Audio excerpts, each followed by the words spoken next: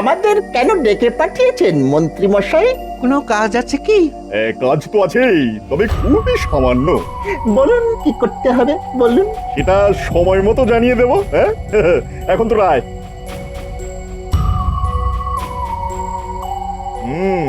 সব দিক আট ঘাট বেঁধে তবেই নামতে হবে। দেখি দেখি আবার কি করে পার পায় ওই গোপাল ভাঁড়। আরে এসো এসো এসো। কিছু কি ভেবেছেন? ভেবেছি মানে চিন্তা ভাবনা মতো কাজও শুরু করে দিয়েছি। হ্যাঁ, তাই নাকি? পরিকল্পনাটা একটু খুলে বললে হয় না? হ্যাঁ, এবারে শোনো, আমাদের রাজ্যে যেসব বিদেশিরা ব্যবসা করতে আসে তাদের শিখিয়ে দিতে হবে যে কি শেখাবেন মন্ত্রী মশাই? তারা মহারাজের কাছে গিয়ে বলবে যে কৃষ্ণনগরে ব্যবসা করার জন্য গোপাল তাদের কাছ থেকে লভ্যাংশ চাইছে। হ্যাঁ, আর এই জন্য তাদের এখানে ব্যবসা করতে অসুবিধা হচ্ছে। আচ্ছা, ব্যবসায়ীরা এই কথা বললে মহারাজ বিশ্বাস করবেন? বিশ্বাস করাবার জন্য কতগুলো ঘটনা ঘটাতে হবে। হ্যাঁ, আর সেই কাজ আমি ইতিমধ্যেই শুরু করে দিয়েছি।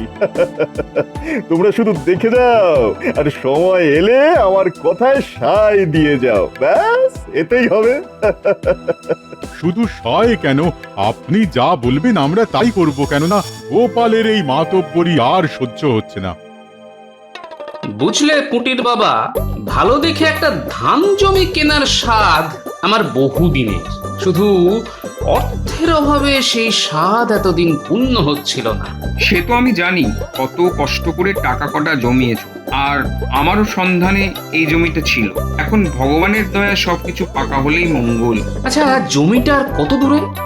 এই তো প্রায় এসে গেছি। ওই দেখো জমি দেখা যাচ্ছে।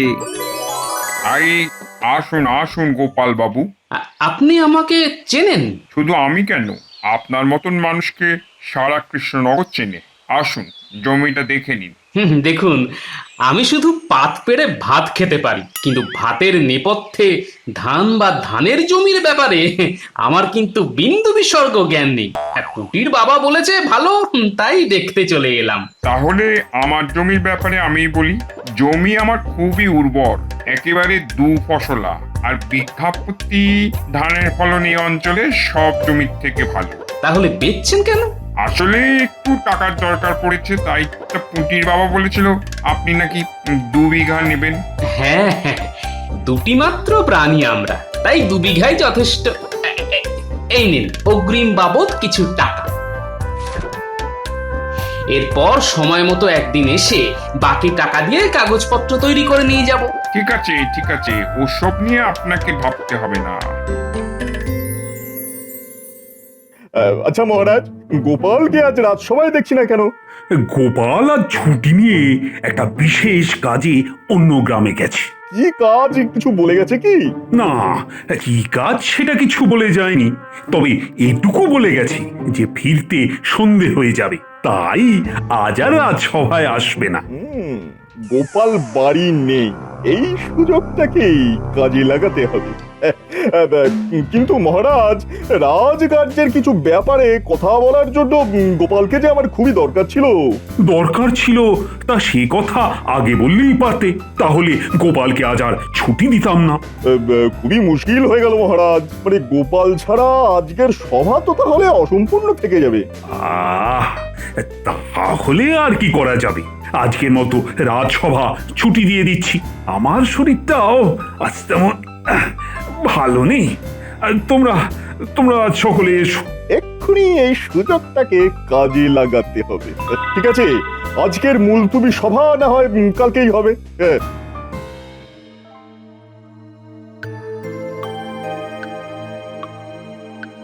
বটা বটা, বাড়ি আছিস নাকি? এই বটা। আরে মন্ত্রী মশাই যে, কি সৌভাগ্য আমার। শোন, আজই তোদের একটা কাজ করতে হবে। তা ওটা কোথায়? ওকে নিয়ে চিন্তা করবেন না, কাজের কথাটা শুরুত করে বলে ফেলুন, আমি ফুরুত করে ঘটাকে ঠিক খুঁজে নেব। তাহলে শোন, তাহলে বুঝতে পেরেছিস তো কি করতে হবে? একেবারে পরিচ্ছন্ন জলের মতো বুঝতে পেরেছি। তা কখন করতে হবে? এক্ষুনি। হ্যাঁ, বুঝতে পেরেছিস তো, আমাদের তককে তককে থাকতে হবে। তাহলে তো এখন একটুই লুকিয়ে থাকতে হয়। মনে হচ্ছে পুকুর থেকে জল আনতে গেল। চল, এই ফাঁকে আমরা আমাদের কাজটা সেরে ফেলি।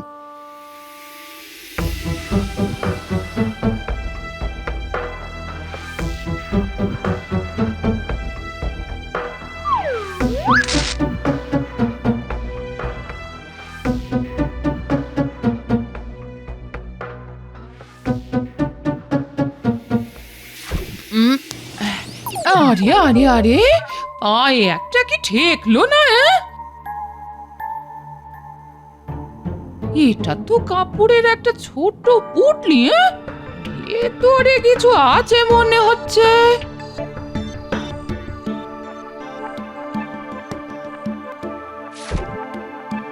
হ্যাঁ, এবার পুটলি খুলে দেখতে হবে ভেতরে কি আছে। হ্যাঁ, আমি কি দেখছি? সোনার মুদ্রা এ দিয়ে গেল। তাহলে নিশ্চয়ই ভগবানে দিয়ে গেছে। ভগবান ছাড়া আমায় কে দেবে? আমার দুঃখ দুর্দশা দেখে তিনি দিয়ে গেছেন এই সোনার মুদ্রা। জয় ঠাকুর, জয় ঠাকুর।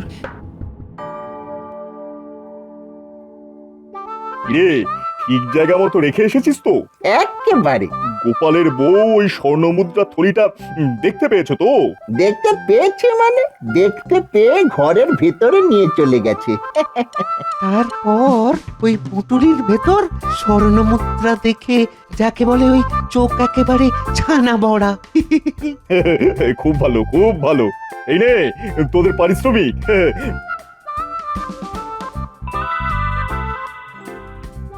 পরে আবার তোদের ডেকে নেব। ঠিক আছে মন্ত্রী মশাই।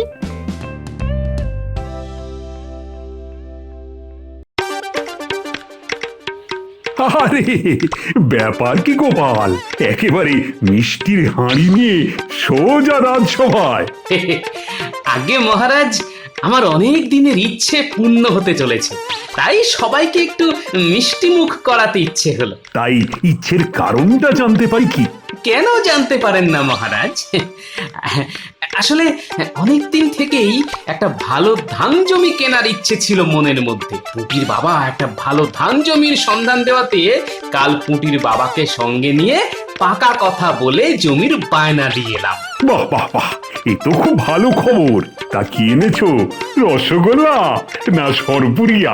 আগে ওই ভোলা ময়রার দোকানের গরম রসগোল্লা। তাহলে দাও দাও, সকলকে মিষ্টি মুখ করাও। গোপাল, মানে বলছি ওই রসগোল্লা বাঁচলে আমাকে কিন্তু তা দিও। মহারাজ, সকলে আমাকে পেটুক বলে, কিন্তু আপনিও দেখছি কিছু কম যান না। বলছি এইসব কথা আবার যেন তোমাদের রানীমাকে বলে দিও না।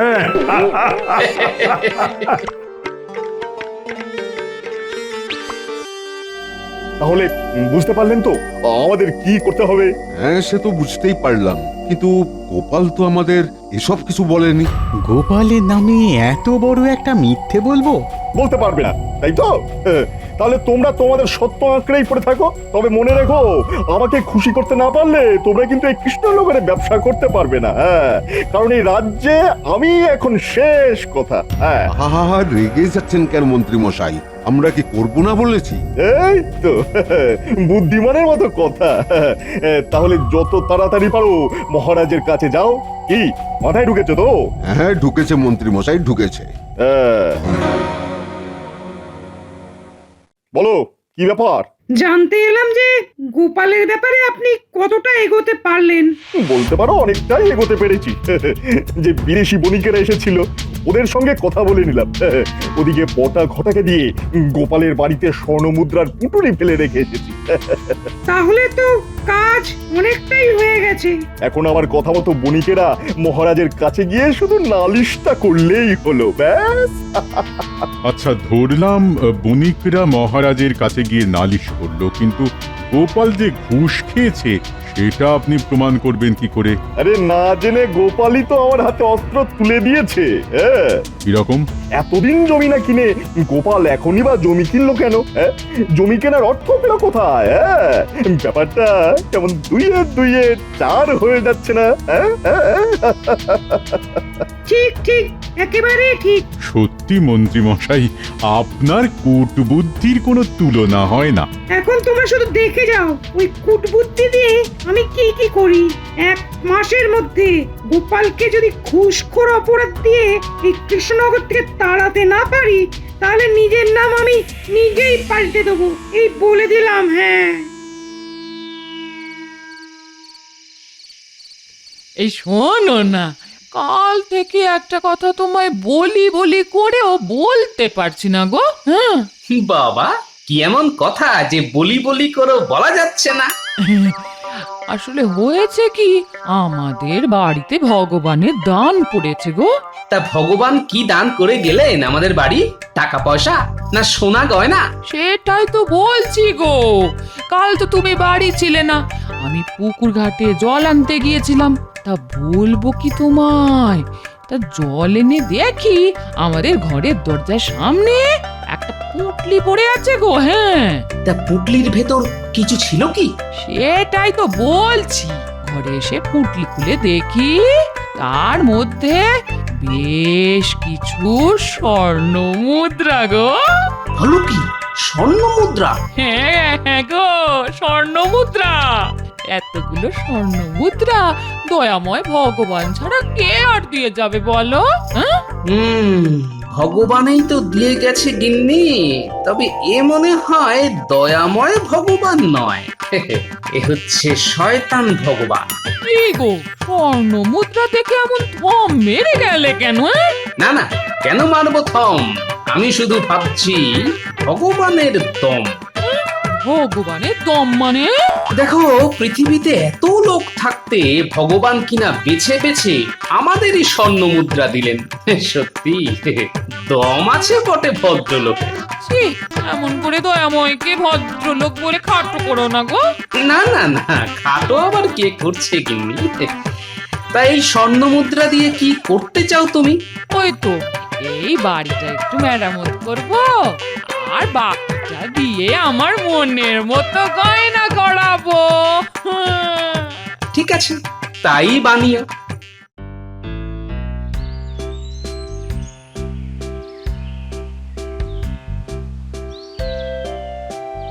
মহারাজ, দুজন বণিক আপনার সঙ্গে দেখা করতে চায়। বণিক?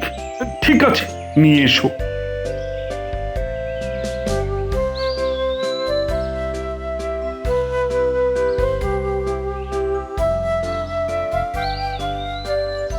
সুপ্রভাত মহারাজ। সুপ্রভাত সুপ্রভাত। তা বলো, কি বলতে এসেছো? আগে মহারাজ, বড় আশা নিয়ে আমরা আপনার রাজ্যে বাণিজ্য করতে এসেছিলাম, কিন্তু কিসের কিন্তু?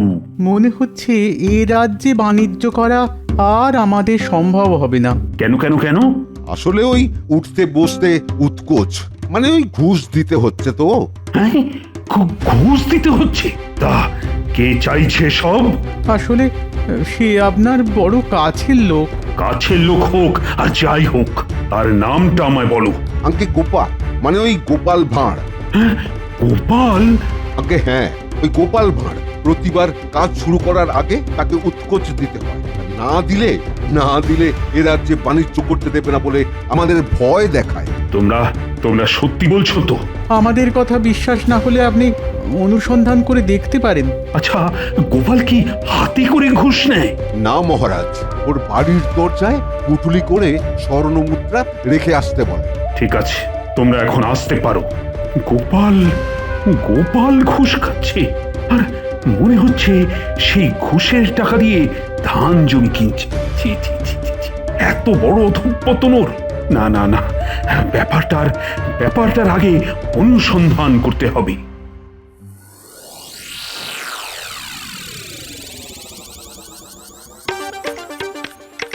আমার বাড়িতে কে গোপনে স্বর্ণ মুদ্রা রেখে গেল সেটা জানতেই হবে।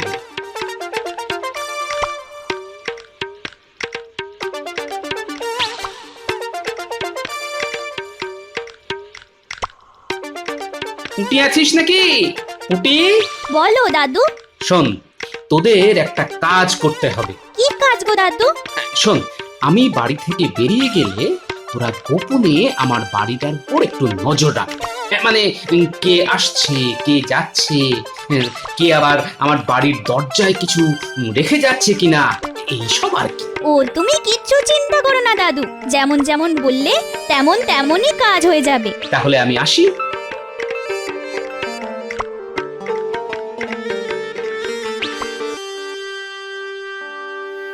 কাজ সেরে এসেছি মন্ত্রী মশাই। আপনার কথা মতো মহারাজের কাছে গিয়ে গোপালের নামে বিষ ঢেলে এসেছি।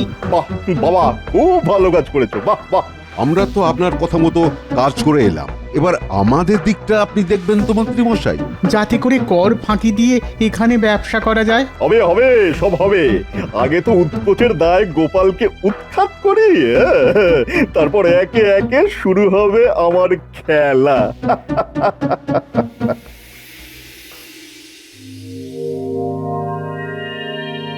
গিনি, আমি রাজসভায় চললাম। আমার মনে হচ্ছে ভগবান আবার তোমার উপর দয়া করবেন। আমি চলে গিন্নি।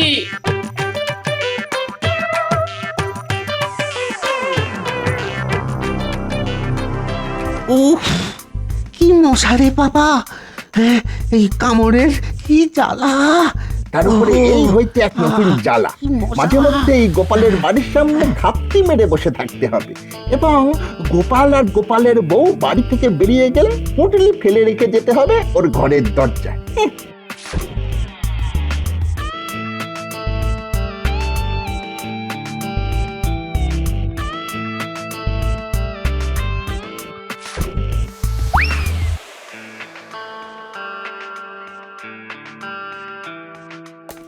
এ আপনি কি বলছেন মহারাজ? বিদেশি বণিকদের কাছ থেকে গোপাল ঘুষ খাচ্ছে? হ্যাঁ, বণিকরা তো সে কথাই বলে গেল। কিছু মনে করবেন না মহারাজ, কিছুদিন ধরেই গোপালের চালচলনে আমারও কিছু কিছু সন্দেহ হচ্ছিল। হ্যাঁ, সন্দেহ হচ্ছিল? হ্যাঁ মহারাজ, সন্দেহ। আর সেই সন্দেহ আরো বেড়ে গেল যখন ও জমি কিনলো। হ্যাঁ, আচ্ছা মহারাজ, গুম করে গোপাল এতগুলো টাকা পেল কি করে? হ্যাঁ, শোনো মন্ত্রী, তুমি আর আমি গোপালের বাড়ির সামনে দাঁড়িয়ে থাকবো। তাহলে কাল সকালে বটা ঘটাকে আরো কিছু স্বর্ণ মুদ্রা দিয়ে গোপালের বাড়ি ফেলে রেখে আসতে বলতে হবে। হ্যাঁ, ঠিক আছে মহারাজ, ঠিক আছে।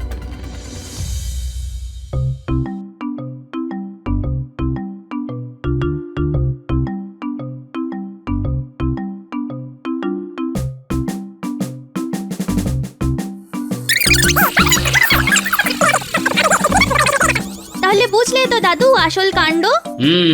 খুব বুঝলাম। এবার ভালো করে শোন, তোদের আর কি কি করতে হবে।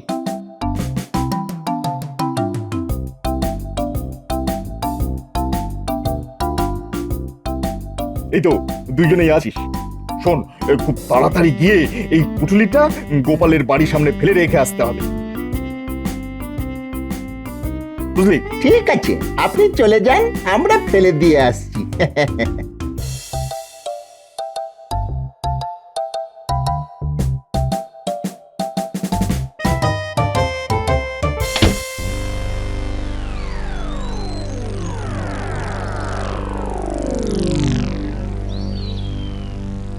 কি ব্যাপার মহারাজ, হঠাৎ আমার বাড়ির সামনে দাঁড়িয়ে? না মানে বাবা, মন্ত্রী মশাইয়ের কথায় নেচে আমায় হাতে নাতে ধরতে এসেছেন তো? কিন্তু সেগুড়ে যে বালি মহারাজ। মানে অতি সরল। মন্ত্রী মশাইয়ের কথা মতো যারা আমার বাড়ির সামনে স্বর্ণ মুদ্রার পুটলি রেখে যায়, আজ তারাই বামাল সমেত নিজেদের ঘরে তালাবন্দি হয়ে আছে। যদি দেখতে চান তাহলে আসুন আমার সঙ্গে। ও কি কেটে পড়ছেন কেন? আপনাকে যে যেতে হবে আমার সঙ্গে।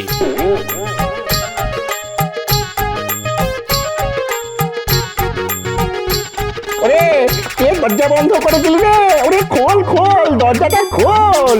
নে পুটি, দরজাটা খুলে দে। আমাদের কোনো দোষ নেই মহারাজ। এই নতুন মন্ত্রীর কথা মতো আমরাই গোপালের বাড়ির দরজায় স্বর্ণ মুদ্রার পুটুলি ফেলে এসেছি। ভগবান! আমাদের ছেড়ে দিন। 111, 112। আর পারছি না মহারাজ। ওসব কোনো কথা শুনছি না। কান ধরে সকলের সামনে 2500 বার উঠবস তোমায় করতেই হবে। এবার বলো, তোমরা মিথ্যে কথা বললে কেন? এই মন্ত্রী মশাই আমাদেরকে বলেছিল গোপালের নামে মিথ্যে কথাগুলো আপনার কাছে বলতে। আসলে কিন্তু গোপাল কোনোদিন ঘুষ খায়নি মহারাজ। উল্টে এই মন্ত্রী মশাই আমাদের কাছ থেকে ঘুষ খেয়েছে। মন্ত্রী বলেছিল আর তোমরা বলতে চলে এলে? ঠিক আছে, ঠিক আছে, তোমাদেরও কান ধরে 1000 বার করে উঠবস করতে হবে। গুলটে, তুই এদেরটা গুনবি। একটু ভুলচুক হলে আবার নতুন করে গোনা। ক্ষমা করে দিন মহারাজ, ক্ষমা করে দিন। আগে তো উঠবস করো, তারপর দেখবো ক্ষমা না কারাগারে জমা। মন্ত্রী মশাই, তাহলে কে ঘুষ খায়, আমি না আপনি? আমি। চলো চলো রাজ জ্যোতিষী, এবার মনে হয় আমাদের নিয়ে টানাটানি করবে। আপনারাও কি এর মধ্যে আছেন নাকি? না না না না, কখনো না, কখনো না, নয়ন, কখনো নয়ন। বুঝলেন মহারাজ, উত্তেজিত হলে আর ভয় পেলে আমাদের রাজপণ্ডিত কিন্তু অং বং চং শুরু করে দেয়।